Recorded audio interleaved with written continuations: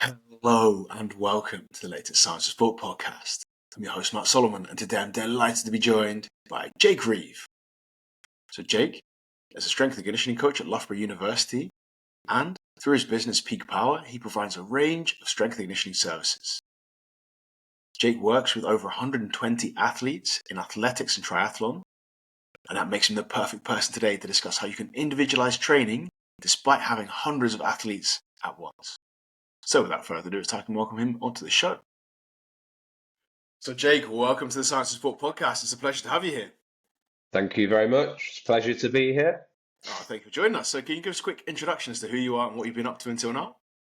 Yeah, so my name's Jake. I am currently the lead S&C for Athletics and Triathlon at Loughborough University. In addition to that, I run my own business called Peak Power, where I offer strength and conditioning services to a range of athletes. Before my position at Loughborough, I worked at Wolverhampton Wanderers, Leicester City and Derby County Football Club as an academy sports scientist. So yeah, that's a little bit about me, I suppose. Absolutely excellent. Obviously, you've got lots of athletes there to work with at any given time, right? Yeah, so in the athletics program specifically, there's around 120 athletes I could be working with at any one time. So we're here today to discuss how to individualize on scale, right? And one of the things is if you've got so many athletes, it's very difficult to give them a personalized program. Otherwise, you're going to be spending 50 hours a week just writing programs and you can't coach anything. So before we get into the nuts and bolts of how to do that, can you give us a quick run through as to why it's important to individualize training programs? Yeah, of course. So I think individualizing training programs, well, it allows me to target specific physical qualities associated with like performance for a specific athlete. So what that will help me to do is like enhance their athletic development and also their robustness to injury. So I think effectively it's like what you might call a sniper-like approach rather than going really generalized. And in my opinion, ultimately, like athletes are individuals, so I think they should have like an individualized program. And how difficult is it then to achieve that for so many people? Yeah, so I think before implementing this method, so the bucketing method, as I call it, it was extremely time consuming, like you'd say. So I would literally spend hours and hours programming on a weekly basis, and not much thought around like session delivery. But what this method has done is helped me like streamline the programming process massively, which means I can then invest more time in like improving as a coach or in other areas, maybe like additional research, whatever I need to develop on, like myself, really. Excellent. I'm sure that sounds like a great prospect to lots of coaches listening who probably have similar problems. Too many athletes, not enough time to do it all. But to individualize then, obviously you need to know the athletes, you need to speak to them, all those kind of good things. But I'm sure you have to do some kind of testing as well, right? So what kind of testing do you then do in order to start to individualize these programs? Yeah, so the main test I will use are along the force velocity curve, so strength, power, and reactive strength tests. So at Loughborough, we're really privileged. We've got some amazing like valve equipment. We've got loads of testing equipment that we can utilize to capture like in the data of the athletes. So before I conduct any kind of testing, I will obviously do like a needs analysis of the sport. I'll analyze like injury data, and then I'll design the testing battery accordingly. So, for example, like the sprinters won't do the same testing battery as a thrower. They won't do the same testing battery as an endurance runner. But in terms of like the actual test that we do, so like we'll do jump testing, so like counter movement jump, single leg drop jump, ISO squats, like all on the force decks. Then we'll use like the force frame for some hip adduction, abduction, ISO bent knee calf raise, and then internal, external rotation of the shoulder if they're a thrower or like a pole vaulter. We use the Nord board for eccentric hamstring strength, and then sometimes we do some like 3RMs as well, so like squat, bench, and prone row. But that's more for like a prescription of load perspective, really. So yeah, how do you then start to use this to tailor programs? Because there's a lot of testing, and obviously, yeah, you mentioned it's not going to be the same for everyone. Probably not everyone does all of those tests, but Yeah. like when you've got all of that data for all of those athletes, you're talking about, I don't know how many tests was like 7 to 10 tests you've just mentioned. Yeah. 100 plus athletes, 120 athletes. All of a sudden, you have just huge amounts of data and huge data sets. So, how do you go about then translating all of those data points into some kind of program? Yeah, so we'll have like a raw data spreadsheet in which all of the data is inputted following testing. And then what I'll do is I'll basically use that data to create like benchmarks. So those benchmarks will be for male and female athletes and for each discipline. So for athletics specifically, we have like sprinters, jumpers, throwers, and endurance. So like what I'll do is I'll use an example from like the ISO squat and counter movement jump. So what I'll do is I'll calculate the mean results for those tests for like male and female athletes in all of the disciplines. Then what I'll do is I will basically use those means to create benchmarks from like 1 to 5 using like Z scores. And then what I'll do is I'll use like a color coding system to basically make the interpretation of data like a little bit easier. So for example, like 1 will be dark red, which is like poor, and then 5 will be dark green, which is good.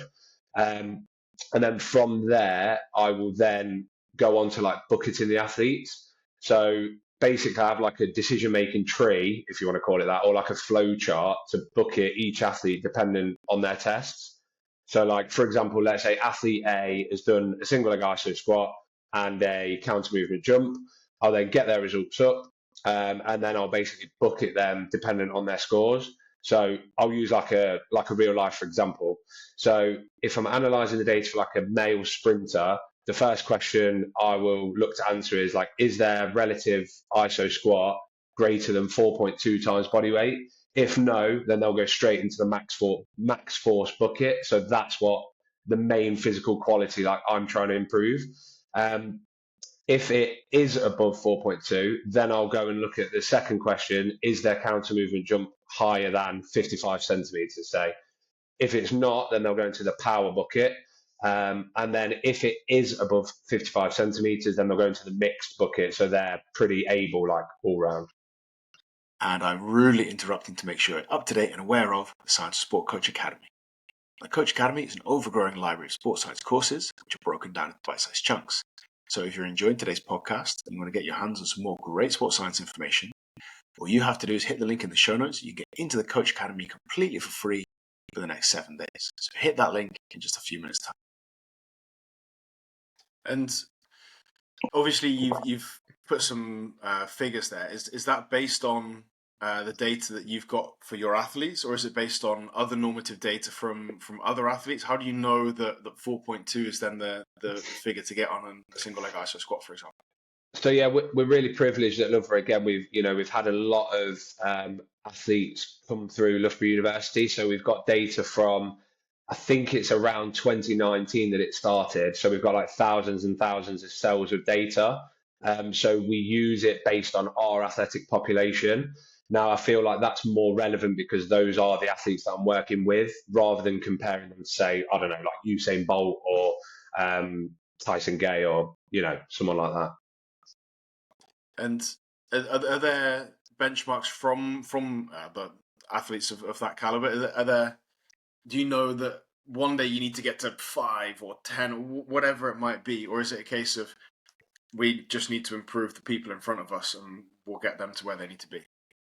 Yeah, so again, the main focus is developing a specific physical quality that will enable them to develop and improve like in competition. So ultimately that's what we're trying to do. We're trying to improve their performance like on track or in their event. Excellent. And obviously you've got all of those data points for all of those people. And you've got like a kind of a system to then put it together. How do you make those adjustments? So you've gone through your decision-making tree and you're like, right, we're going to bucket them. So you've got effectively 3 to 4 general plans ready to go? Yeah, so basically what the testing data does, it allows me to bucket them, and that just gives me like the spine of the program. And then the program will be tweaked and individualized further dependent on like other factors. So, for example, like if we're talking about like phase of the season, um, like so for the accumulation phase or like the general prep phase, there'll be three different programs for like a sprinter. So it might be a hypertrophy program, it might be a power program, or like a mixed program, if you like. But then the same periodization principles like apply as we go through the season.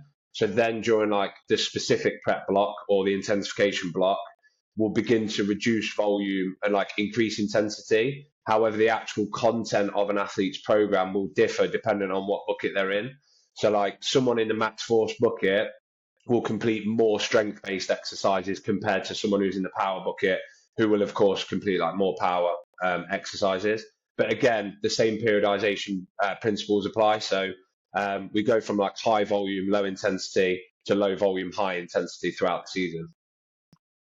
So that's then a common factor for all of those programs, but you're just turning up the dials as to which focus points an athlete might have at any given time. Exactly. Like, and I think what's really important to consider is like the level of your athletes as well.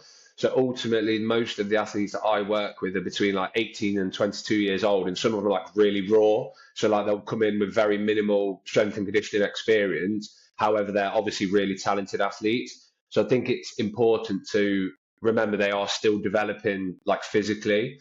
So even though like, you know, we want them to win medals and we want them to do well in competition, it's important to not forget about improving their like specific physical qualities, because like winning a medal at the British Championships might be great now, but ultimately, let's say there's Olympics in 2 years' time, is like putting them in a comp block where they're not really developing like essential.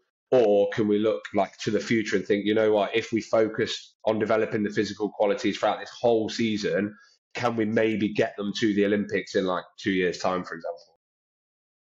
Oh, absolutely excellent. And when it comes to then adjusting exercises, is that something that you take with you on this kind of decision making process as well, or are the exercises fairly similar from athlete to athlete? Yeah, I mean that's a great question. To be fair, it's something I've toyed with myself. So I think it depends on what you want to achieve, like from the program. So, for example, in the spine of the program, like athletes will have what like a lower body anterior max force lift. So, like most coaches might say, let's go straight to a back squat. Like everyone loves a back squat, let's do a back squat. However, like I think it's important to consider, can the athlete actually like execute a back squat effectively enough to increase their max force.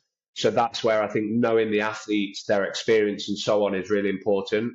So if the athlete hasn't got the functional movement skills to execute a back squat well enough, then I might opt for a leg press or like an isometric squat instead.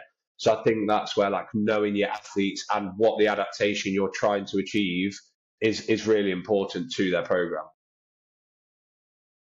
Excellent stuff. So when you bring all of this together, I'm excited to hear what a session looks like, right? So you've given some examples there of what it might be, but can you walk us through what a session with you might look like for any one of those buckets that you've mentioned? Yeah, sure. Let me just get a program up for you now, and I can talk you through it. So do you want me to just talk through maybe like one program for, let's say, max force? Yeah, perfect. Yeah, so this would be a program for max force in the intensification phase. So intensification phase would be like specific prep, so kind of like the block before competition. So if we're in a max force bucket, so I program the athlete to have like one power exercise. However, that power exercise is still like a strength speed exercise, so we're still getting a good amount of force. So like, for example, exercise one might be like a hang power clean, like 4 sets of like 4 reps. We'd then move on to like a lower body anterior lift, so like a barbell half squat. So the reason why we go for a half squat is because we're able to work at like a higher intensity, so we're shifting more load than like a full depth squat. Again, 4 sets of around 4 to 6 reps, dependent on, again, whether it's like the first block of intensification or second. That would normally be supersetted with some kind of plyometric exercise. Now with the plyometrics, I'll also like bucket them. So I bucket them depending on like flight time and contact time and stuff as well. So if someone has like really, really poor contact time, I might work on like really fast stretch shortening stuff like low intensity, like pogos. If they have like really, really good like contact time and like flight time, then I might program something a bit more intense, like a drop jump. Then I'd move on to like a hinge pattern. So we've had like a lower body anterior, then I'd move on to like a lower body posterior. So like something like a barbell RDL, again, like 4 sets of 4 to 6 reps. And then finally, well, that will be supersetted again with like a soleus based exercise. So again, like the max force in the soleus is like really, really important during like sprinting or high velocity activities. So we like isolate the soleus. So we might do like a seated bent knee calf raise, like 3 sets of like 4 to 5 reps. And then finally finish with some like isolation on the quad. So for a sprinter, like quadriceps max force, really important for like acceleration specifically. So might do like a leg extension, like 3 sets of like 3 to 5 reps. Now during like the intensification phase as well, I like to incorporate like some eccentric work. So if the athlete is sort of like quite capable, then I might use like banded eccentrics. I might do like some 2-to-1 leg extensions rather than just standard leg extensions. But again, that's dependent on like the athlete's ability and like training experience as well. Absolutely brilliant. I think that's a super whistle stop tour of all of those things. But you crammed so much information into shows. I tried to cram it in, yeah. You've nailed that. And that's it. Once again, a massive thanks to Jake for all of his hard work on today's podcast. I really appreciate it. I'm sure you do at home too. Before you leave, I want to point you in the direction of the Science Sport Coach Academy. The Coach Academy is an overgrowing library of sports science courses which are broken down into bite-sized chunks. So if you enjoyed today's podcast and you want to get your hands on some more great sports science information, all you have to do is hit the link in the show notes so you can get into the Coach Academy completely for free for the next 7 days. What's more, every time you complete one of the courses, you'll get a certificate of completion which will prove your ongoing education. And if you have enjoyed today's podcast, it'd be fantastic if you could recommend it to a coach, a colleague, an athlete, or a friend. That means that we can keep bringing the best possible guests and the best possible content. And that's it. Once again, a massive thanks from me and Matt Solomon for Science of Sport, and I'll speak to you next week.